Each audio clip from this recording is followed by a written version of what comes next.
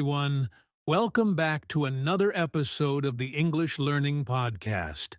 I'm your host, Jason, and today we have a very interesting and important topic for all English learners out there. Hi, everyone. I'm Julia. And yes, Jason, today's topic is something that many learners struggle with translating in their heads while speaking English. Exactly. If you're someone who always thinks in your native language first, and then tries to translate every word into English before speaking, this episode is for you. Because that habit translating word by word is one of the biggest reasons why many learners can't speak fluently or confidently, even if they know a lot of vocabulary and grammar. That's so true, Julia. I've met many students who say, I understand English, but when I try to speak, my mind just freezes. And that's usually because their brain is busy translating instead of thinking in English. Right. So today, we're going to help you understand why translating slows you down, and more importantly, how you can stop translating and start speaking English naturally. We'll also share some practical steps, simple exercises, and a real-life story that will motivate you to start thinking directly in English, no more translation. So, if you're ready to finally speak English faster, easier, and more naturally, stay with us till the end of this episode. You're going to learn a lot today. Let's get started with our first part, why translating is actually a big problem for English learners. All right, so let's start with this question. Why is translating such a big problem when learning English? I mean, most learners think translation helps them understand better, right? Yes, Jason, that's very common. Many learners believe that translating every word from their native language to English is helpful, but in reality, it actually slows down their speaking and thinking process. Exactly. Imagine you want to say something simple like, I'm hungry. But instead of saying it directly, your brain first thinks in your native language, then searches for the English words, and finally puts them together. That takes time. Yes, and during that time, you start feeling nervous or shy because you can't find the right words fast enough. That's why many learners pause a lot or say, while speaking. Right, Julia. And the funny thing is, native speakers don't do that. They don't translate every sentence. They think in English. That's what makes their speech natural and fluent. Exactly. Translation also causes mistakes because every language has its own grammar, word order, and expressions. For example, if you translate an idiom word by word, it can sound completely strange in English. That's so true. Like, if you translate, it's raining cats and dogs into another language literally, it wouldn't make sense at all. Yes, it would sound crazy. So the main problem is that translation creates a barrier between your thoughts and your speech. To become fluent, you need to remove that barrier. Well said, Julia. So now that we understand why translating is a problem, let's move on to the next part, how the brain actually learns a language and why thinking in English works much better. So, Jason, now that we know translating slows us down, let's talk about how the brain actually learns a language. Why does thinking directly in English work better?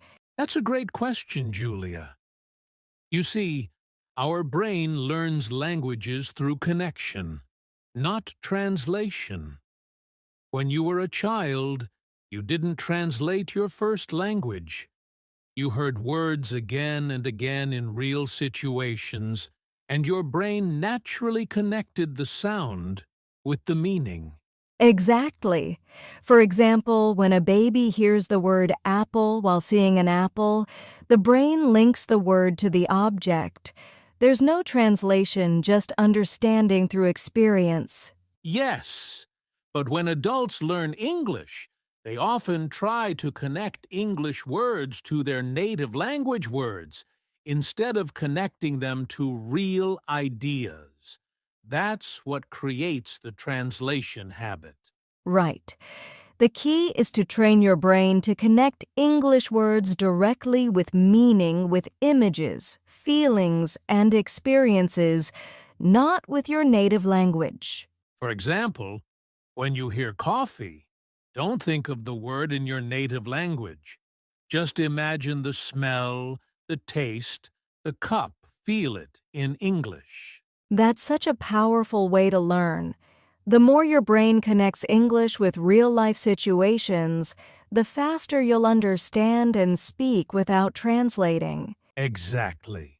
It's all about creating a direct English path in your brain. Once that connection is strong, speaking becomes automatic and natural. Beautifully said, Jason. And in our next part, we'll help you find out if you're still translating and how to recognize the signs. All right. So now that we know how the brain learns language, let's talk about something important. How do you know if you're still translating while speaking English? Yes, many learners don't even realize they're doing it, but there are some clear signs that show you're still translating in your head. Let's go through a few. Number one, you pause a lot when speaking.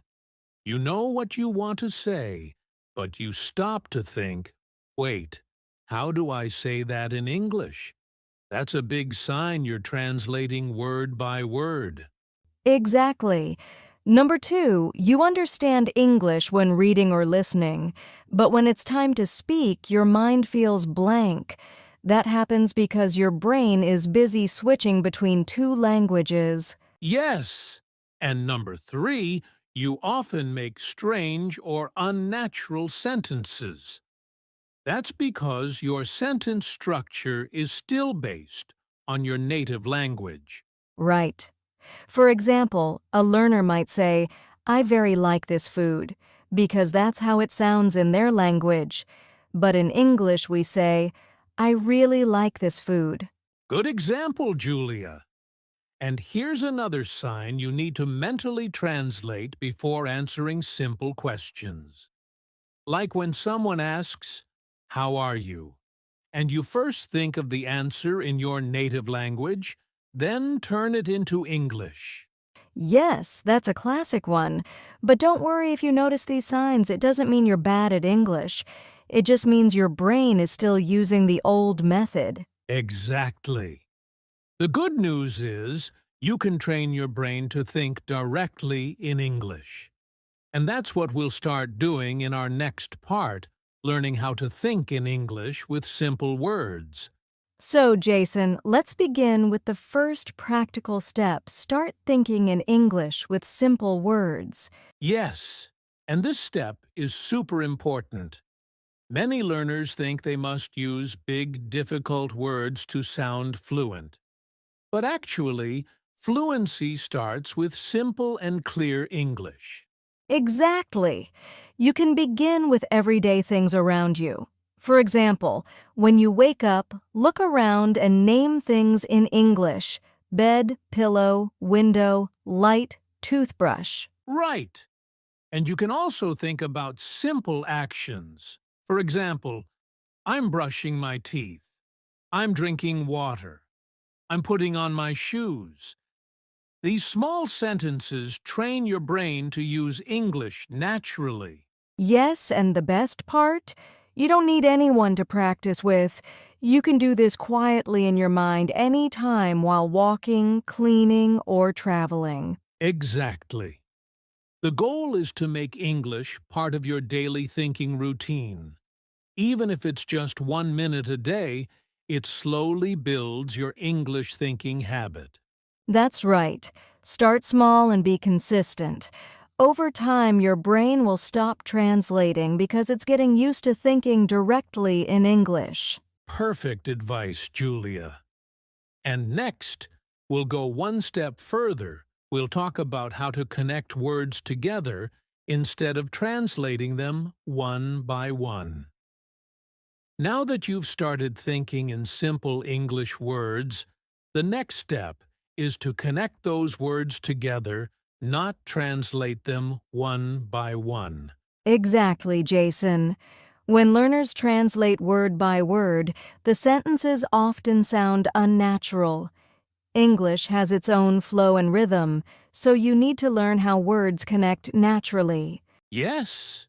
For example, in English we say, take a shower, not do a shower, or make a mistake, not do a mistake. These are word combinations or collocations that you need to remember together as one idea. Right. When you think in English, focus on the meaning of the whole phrase, not the individual words. For example, the phrase, "What's up?" means, "How are you?" not something about direction or location. That's a great example. So instead of memorizing word by word, learn short chunks like, how's it going? I'm on my way, or I don't feel well. These are how native speakers really talk. Exactly. And once you start using these word connections in daily thoughts or conversations, your English will sound smoother and more natural without any translation. Perfect, Julia.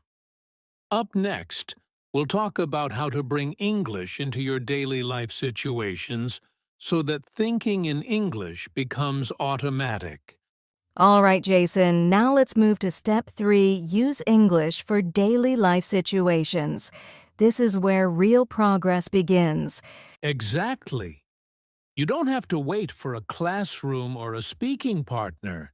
You can use English every day while doing normal things. For example, when you're cooking, you can say, I'm cutting the vegetables, or the water is boiling.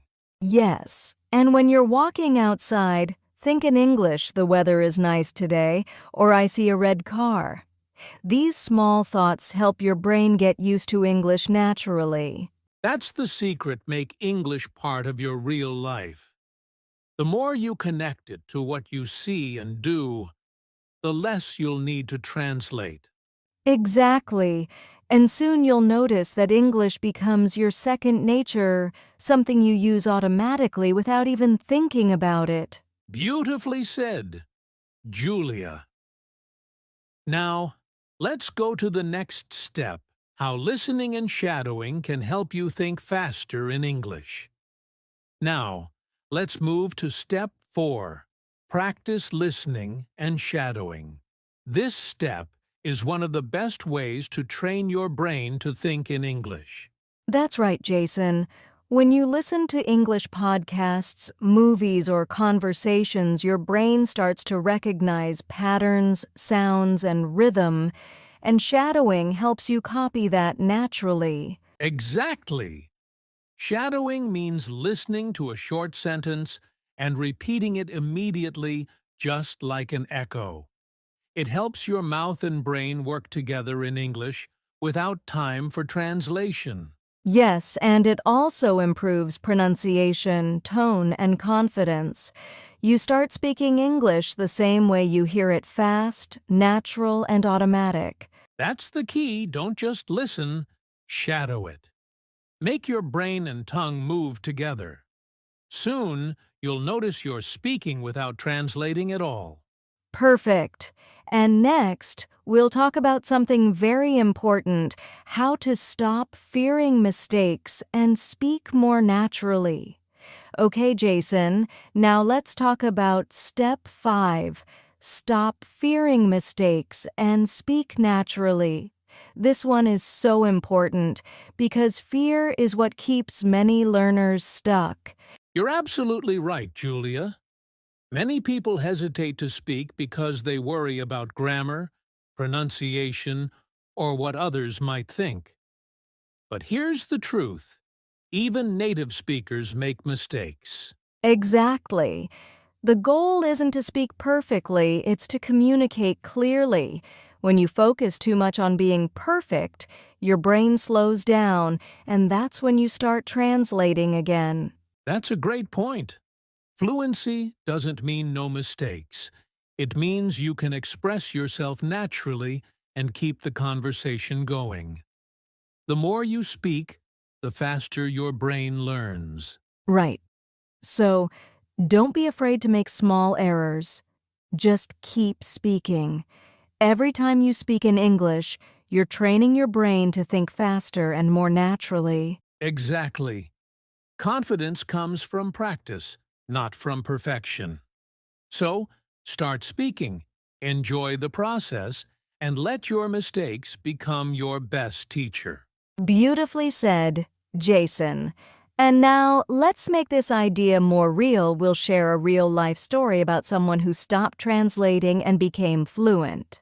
Now, Julia, let's share a real-life example to inspire our listeners.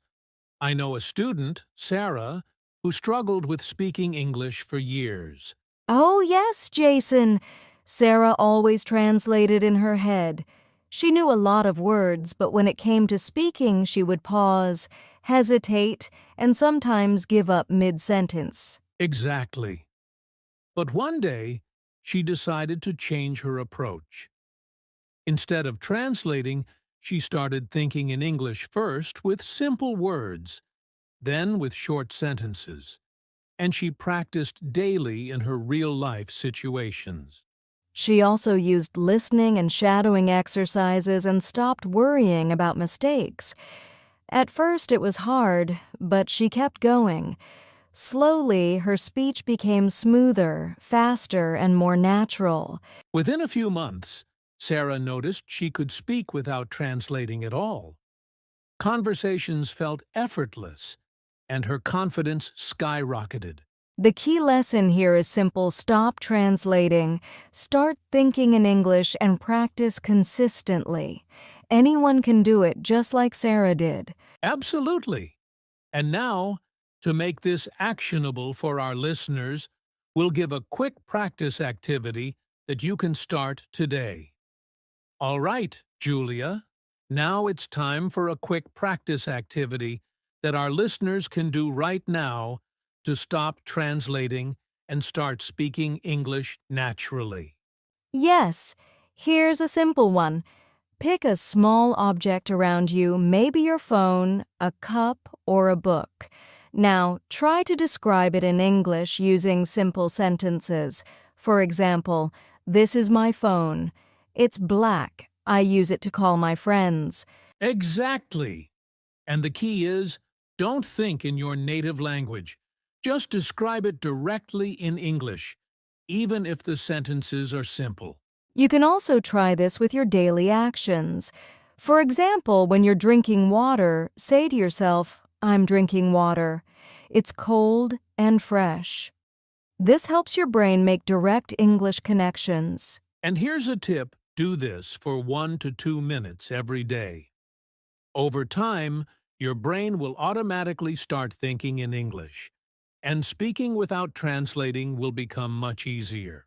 Exactly. Remember, consistency is more important than perfection. Small daily practice makes a huge difference in your fluency.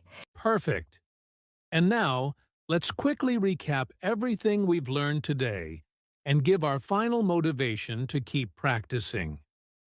All right, Julia, before we close, let's quickly recap everything we covered today. Sure, Jason. First, we learned why translating slows you down and why thinking directly in English is so much faster and natural.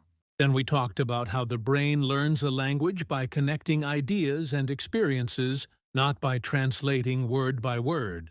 We also covered the common signs that show you're still translating, like pausing too long or forming unnatural sentences. And the 5 practical steps: starting to think in simple words, connecting words naturally, using English in daily life, practicing listening and shadowing, and finally, stopping the fear of mistakes.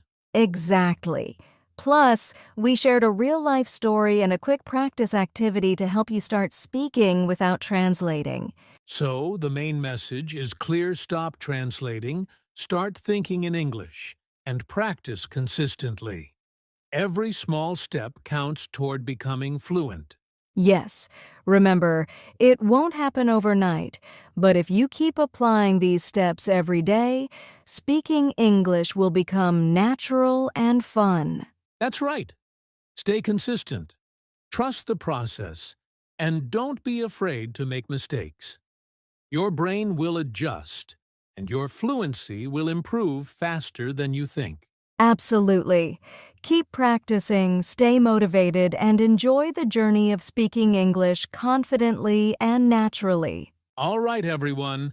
That's a wrap for today's episode on Stop Translating and Start Speaking English. We hope you found these tips helpful and that you'll start applying them in your daily life. Remember, think in English, connect words naturally, and practice every day. Yes, and don't forget, consistency is the key. The more you practice, the faster you'll speak English fluently without translating. If you enjoyed today's episode, make sure to like, subscribe, and share with your friends who are learning English. And comment below. Tell us what simple activity you'll start today to stop translating and speak more naturally. We'd love to hear your progress. Thanks for listening, and we'll see you in the next episode of the English Learning Podcast.